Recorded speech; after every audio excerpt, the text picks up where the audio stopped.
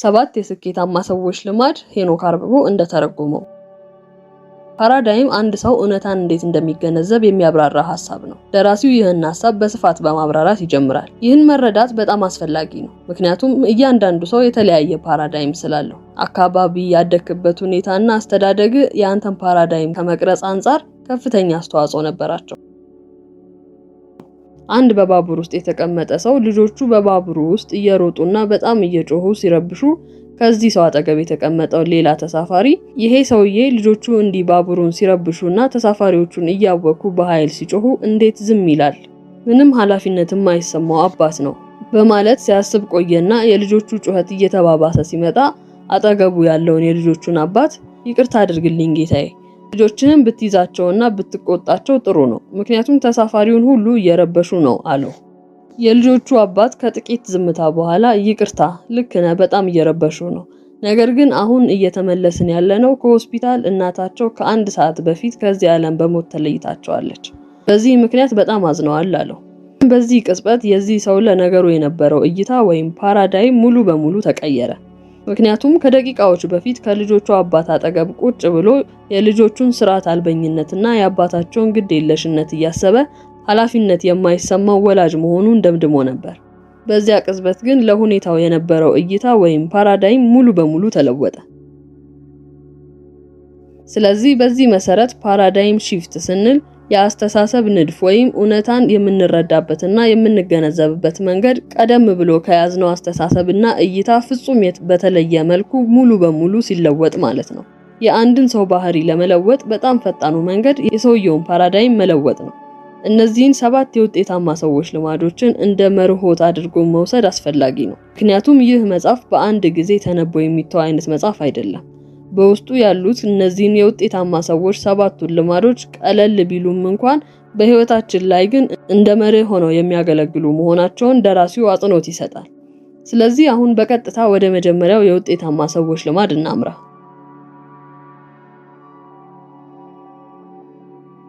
አንደኛው ቢ ፕሮአክቲቭ ወይም ንቁ መሆን። በመጀመሪያ ልንረዳው የሚገባው ነገር ህይወት ቅድሚያ የምንሰጣቸው ነገሮችና የምርጫችን ምድር መሆኗን ነው። ህይወት በፍጹም የስሜትና ሁኔታዎች ድምር ውጤት አይደለችም። የመጀመሪያው የውጤታማ ሰዎችን ልማድ ለመላበስ አንተ አሁን ላይ ላለ ህይወት ሙሉ በሙሉ ራስን ተጠያቂ በማድረግ ይጀምራል። በሌላ መንገድ ለማስቀመጥ አንተ በህይወት መኪና ውስጥ በሹፌሩ ወንበር የተቀመጥክ መሆኑን ማወቅ አለብህ። መጽሐፉ እንዲህ ይላል፣ የወደፊቱን ለመተንበይ በጣም ጥሩ መንገድ ነገን ዛሬ ላይ መፍጠር ነው።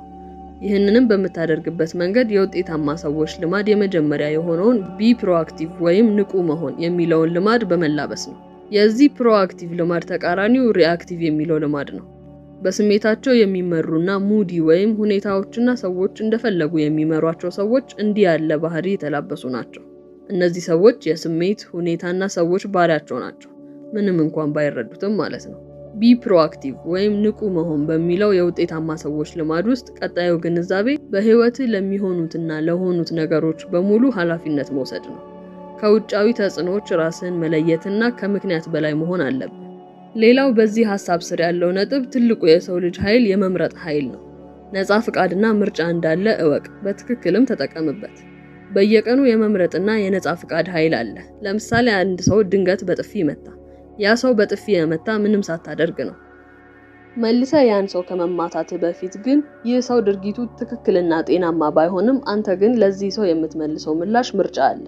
መልሶ መማታት ወይም ስሜትን ተቆጣጥረ ምክንያቱን መረዳት። ብዙ ጊዜ ምላሾቻችን ቅጽበታዊ በመሆናቸው በቅጽበታዊ ድርጊቶችና ምላሾቻችን መሃል እንኳን ምላሾቻችንን የመምረጥ ነፃ ፍቃድ አለ። ይህ የውጤታማ ሰዎች ባህሪና ከሌሎች የሚለያቸው ስብዕና ነው። ቢ ፕሮአክቲቭ በሚለው ሐሳብ ስር የመጨረሻው ነጥብ በአንተ ቁጥጥር ስርና ከአንተ ቁጥጥር ውጪ የሆኑ ነገሮችን ለይተህ በመረዳት በቁጥጥር ስር ባሉ ጉዳዮች ብቻ ላይ ማተኮር ነው። የአየር ሁኔታ፣ የፖለቲካ ሁኔታ፣ የሌሎች ሰዎች ድክመት፣ ኢኮኖሚክስ፣ እንደ ኮቪድ ወረርሽኝና መሰል ጉዳዮች ከቁጥጥር ውጪ የሆኑ በመሆናቸው ምንም ማድረግ አስችልም። እነዚህን ነገሮች ለመለወጥ ከመታገል እንደነበሩ መቀበልን መማር አለብን። ሌላው ደግሞ እኛ ልንለውጣቸውና ልናስተካክላቸው የምንችላቸው ጉዳዮች አሉ። እነዚህ በእኛ ተጽዕኖ ክበብ ውስጥ ያሉ ነገሮች ናቸው። ሙድ ወይም ስሜታችን፣ ጤና፣ ልማድ፣ የሥራ ምርጫ፣ አብረሃቸው የምትውላቸው ሰዎች ወዘተ። እነዚህ በየዕለቱ ትኩረት ልታደርግባቸው የምትችላቸው ነገሮች ናቸው። ስለዚህ በአንተ ተጽዕኖ ስር ባሉ መሰል ጉዳዮች ላይ አብዛኛውን ትኩረትና ኃይልህን ማዋል አለብህ።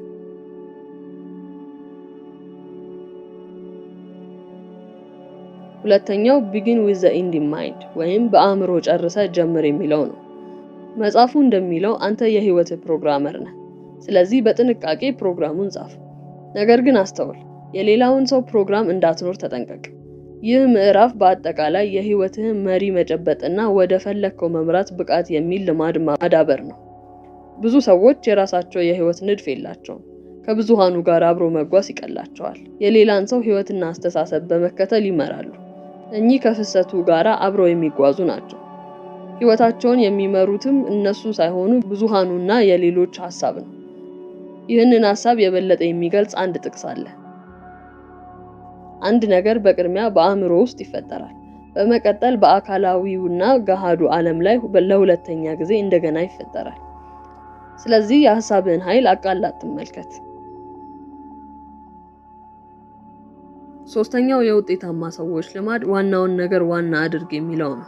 በምንም ተአምር በህይወት ውስጥ ዋና የሆኑ ጉዳዮች ዋና መሆናቸውን ሳታረጋግጥ አትጓዝ።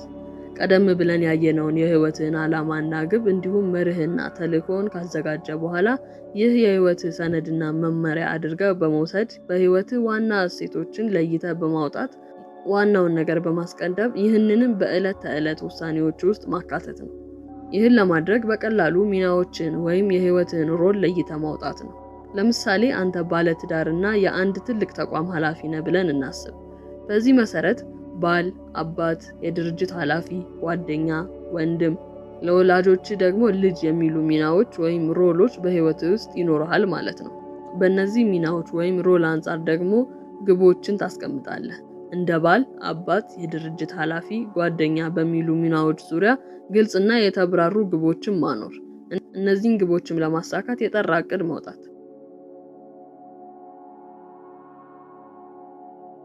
ስለዚህ አሁን የመጀመሪያዎቹን 3 የውጤታማ ሰዎች ልማዶችን አይተናል።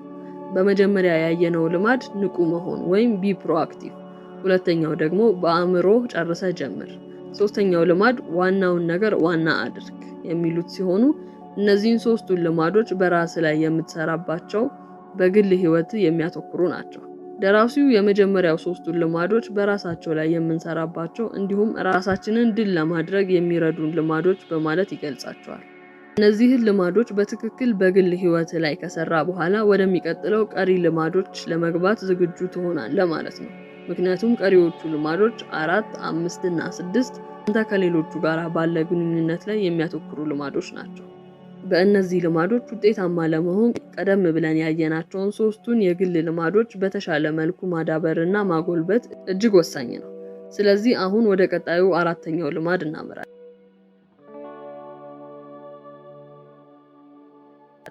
አምስተኛው የውጤታማ ሰዎች ልማድ አሸንፍ ላሸንፍ የሚል መሪን ተከተል። ቲንክ ዊን ኦር ዊን። አሸንፍ ላሸንፍ ብሎ ማሰብ። እነዚህ ነጥብ ስር ያሉ አንዳንድ ቁልፍ ሐሳቦችን ስንመለከት አሸንፍ ላሸንፍ ብሎ ለማሰብ በቅድሚያ የተትረፈረፈ አስተሳሰብን ማዳበር ይፈልጋል። እጥረት እንደሌለና መላው ዓለም በመትረፍረፍ የተሞላ መሆኑን ማሰብ። በጥረት አስተሳሰብ የተሞሉ ሰዎች ላሸንፍ አሸንፍ ከሚለው ሐሳብ ይልቅ ከሌላ ጋር መወዳደር፣ ለራሳቸው ማግበስበስ፣ ሌላ ሲያገኝ ከእነሱ እየቀነሰ የሚሄድ የሚመስላቸው ናቸው። ለውጥን ይፈራሉ፣ አደጋን ያስወግዳሉ። ነገር ግን የተትረፈረፈ አስተሳሰብ ያለው ሰውን ስንመለከት ለጋስ ነው። ከውድድር ይልቅ ከሌሎች ጋር ለመተባበር የሚፈቅድ፣ ሌሎች ሲያገኙ እንደሚበዛለት የሚያስብ፣ ለውጥን የሚቀሰቅስና የሚያነሳሳ፣ አደጋን ለመጋፈጥና ለመውሰድ ደፋር የሆነ ስብዕና የተላበሰ ሰው ነው። ስለዚህ ለተትረፈረፈ አስተሳሰብ ራስህን አጋልጥ። ሌላው ሲያገኝ ከአንተ እንደሚጎል ከማሰብ ይልቅ ለመተባበርና አብሮ ለመስራት ራስህን ክፍት አድርግ። እኔ እንዳሸንፍ ሌላው መሸነፍ አለበት የሚል አስተሳሰብ በእጥረት የተሞላ አእምሮ ማሳያ መሆኑን ተገንዘብ። ለውጥን ከመፍራትና ከመሸሽ ይልቅ ለውጥን የሚቀሰቅስና የሚያነሳሳ ትክክለኛ የሆኑ አዋጭ አደጋዎችን የመጋፈጥ ስብዕናን በመፍጠር ዙሪያህን ራስህ ገንባ። እንዲህ ያሉ መሰል አስተሳሰቦች የተትረፈረፈ ወይም አቡንደንት ማይንድ ሴት ምልክቶች ናቸው።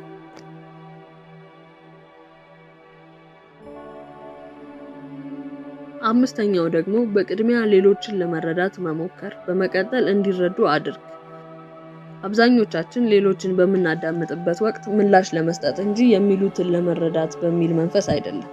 ሌላው የሚያወራበትን ሐሳቡን በሚገልጽበት ወቅት የራሳችንን ሐሳብና አስተያየት ለመስጠት ከመጣደፍ ይልቅ ያንን ሰው ለመረዳት መሞከር ቀጥሎ ያ ሰው እኛን ለመረዳት ጥረት እንዲያደርግ በር ይከፍታል።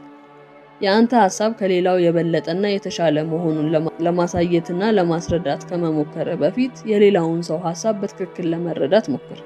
በሌላው ሰው ጫማ ውስጥ ሆነ ጉዳዩን ተረዳ። ይህ ውጤታማ የመግባባት ክህሎት ሚስጥር ነው። እኛ ሁል ጊዜ የምናስበው እንዴት በብቃት የራሳችንን ሐሳብ ለሌላው እንደምናስረዳና እንደምንገልጽ በማሰብ ነው። ይህ ከሰዎች ጋር ውጤታማ ግንኙነት እንዳይኖረን የሚያደርገው አንዱና ዋናው ምክንያት ነው። ስለሆነም መጀመሪያ የዚያን ሰው ዓለም ለመረዳት እስካልቻልን ድረስ በዚያ ሰው ላይ ምንም ተጽዕኖ ለማሳደር አትችልም። ስለዚህ በቀጣይ ከሌላ ሰው ጋር በምታወራበት ወቅት ዝም ብላ አድምጠው። ምላሽ ለመስጠት ሳይሆን ከሚያወራው ወሬ ውስጥ ግልጽ ያልሆነውን ነገር በጥያቄ መልስ በመጠየቅ የበለጠ ነገሮችን ለመረዳትና ከእርሱ አንጻር ነገሩን ለመረዳት በመሞከር ልብ አዳምጥ። ሌሎችን በርህራሄ ለመረዳት ከመሞከር አንጻር ማድመጥ ሌሎች አንተን እንዲረዱ የምታደርግበት በሌሎች ላይ ተጽዕኖ ለመፍጠር የሚያስችል የውጤታማ ሰዎች አምስተኛው ባህሪ ነው። ስድስተኛው አብሮ መስራት። ይህን ሐሳብ በአንድ ታሪክ ደራሲው ለማብራራት ይሞክራል። ቢሮ ውስጥ የሚሰሩ ሁለት ሰዎች አሉ። አንደኛው ሁል ጊዜ የቢሮው መስኮት እንዲከፈት የሚፈልግ ሲሆን ሌላኛው ደግሞ ዘወትር ዝግ እንዲሆን ይፈልጋል። ስለዚህ አንዱ በየቀኑ ወደ ቢሮ ሲገባ መስኮቱን ይከፍታል፣ ሌላኛው ሰውዬ ሲገባ መስኮቱን ይዘጋዋል። ብዙም ሳይቆይ ያኛው ሰውዬ ከደቂቃዎች በኋላ ተነስቶ መስኮቱን ይከፍተዋል። እነዚህ ሁለት ሰዎች በየቀኑ የራሳቸውን ፍላጎት ብቻ ለማስተናገድ እየሞከሩ ነው። አንተ ከውጪ ሆነ ይህን ጉዳይ በምትመለከትበት ጊዜ እነዚህ ሰዎች ሁለት አማራጮች ብቻ እንዳላቸው ታስብ ይሆናል። መስኮቱን መክፈት ወይም መስኮቱን መዝጋት፣ አሊያም ግማሽ ጊዜ ክፍት ሆኖ ግማሽ ጊዜ ዝግ ማድረግ ወይም መስኮቱን በግማሽ ክፍት ማድረግ። ነገር ግን ቀደም ብለን ካየናቸው ልማድ 4 እና 5 በመጠቀም ይህንን ችግር ለማስተካከል መሞከር ይቻላል።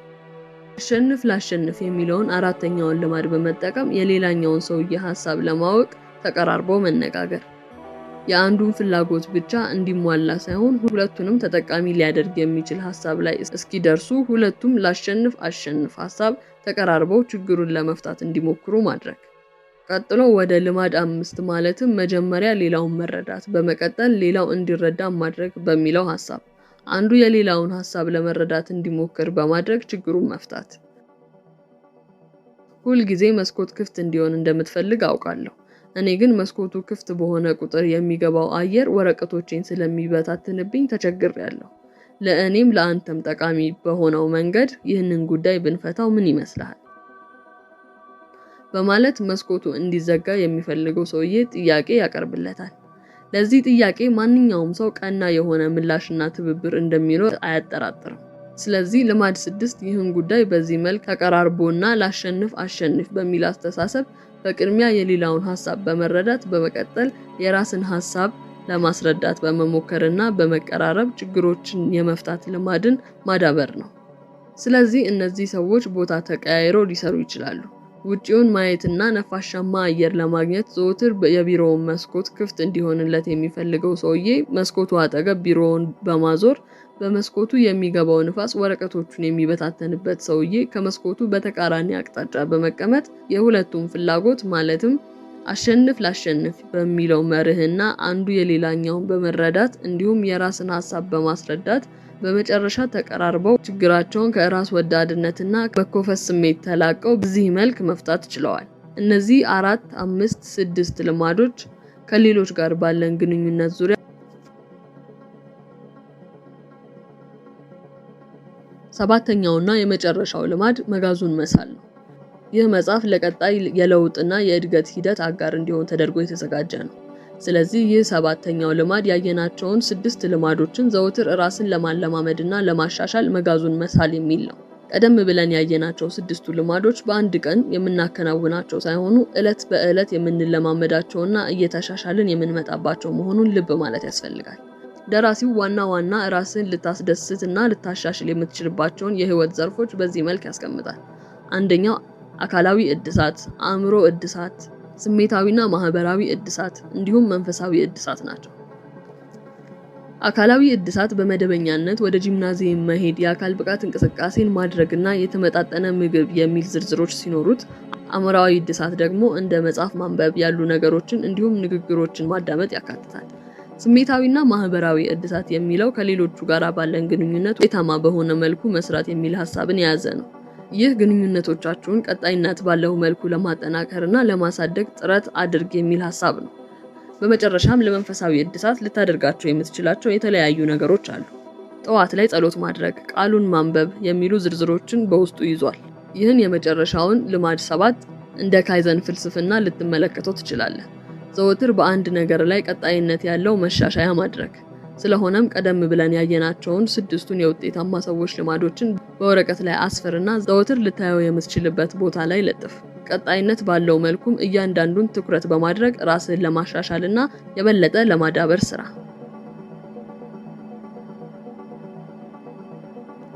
ይህንን ሐሳብ ፈጠን ባለ መልኩ ለማጠቃለልና ያየናቸውን ነጥቦች አጠር ባለ መልኩ ለማስቀመጥ የፓራዳይም እና ፕሪንሲፕል ጽንሰ ሐሳብን መረዳት ለለውጡ እጅግ በጣም አስፈላጊ ነው። ምክንያቱም ሁላችንም የተለያየ ፓራዳይም ስላለን።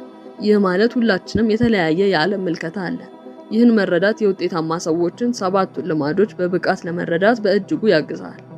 ስለዚህ ህይወትን በእነዚህ መርሆች ለመምራት ራስን ቢ ፕሮአክቲቭ ወይም ንቁ ሁን። ህይወት እስክታመጣልህ አትጠብቅ፣ ሄደህ ውሰድ። አልቃሻና ሌሎች ሽሩሩ ይበሉኝ የሚል ሪአክቲቭ የሆነ አመልህን ተው። አንተ የህይወትህ ፕሮግራመር ነህ። የሌላውን ሰው ፕሮግራም መኖር አቁም። ዛሬውኑ የራስህን ዓላማና ግብ እንዲሁም ዋጋ የምትሰጣቸውን መርሆችን ግልጽ አድርገህ እይ። በራስህ ግብና ዓላማ አንጻር ህይወትህን መምራት ጀምር።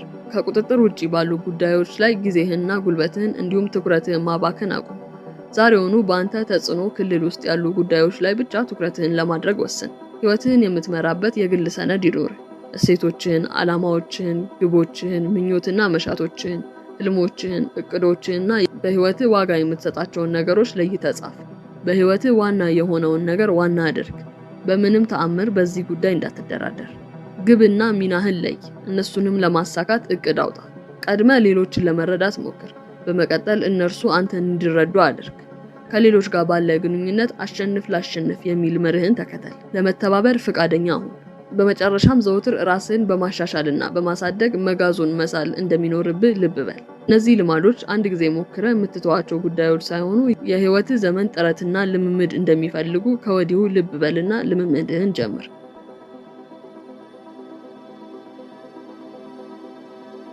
በዛሬው የመጽሐፍ ቅምሻችን በእጅጉ እንደተጠቀማችሁ ተስፋ አድርጋለሁ። በሚቀጥለው ጊዜ እጅግ በጣም ተወዳጅና ራስን ለማሻሻልና ህይወት ለዋጭ የሆኑ ዓለም አቀፍ ተወዳጅነትን ያተረፉ መሰል መጽሐፎችን በዚህ መልክ በጥልቀት እንዳስስ ይሆናል። ሐሳብና አስተያየቶቻችሁን ኮሜንት ላይ ጻፉልኝ። ሙሉ መጽሐፉን በአማርኛ ለማግኘት ዲስክሪፕሽን ቦክስ ላይ ያለውን የቴሌግራም ሊንክ ይጠቀሙ። ለዚህ ድንቅ ቤተሰብ አዲስ ለሆናችሁ ሰብስክራይብ በማድረግ ተቀላቀሉን። ሁሌም እንደምንለው አዲስ ነገር መስማትና መናገር እንልመድ።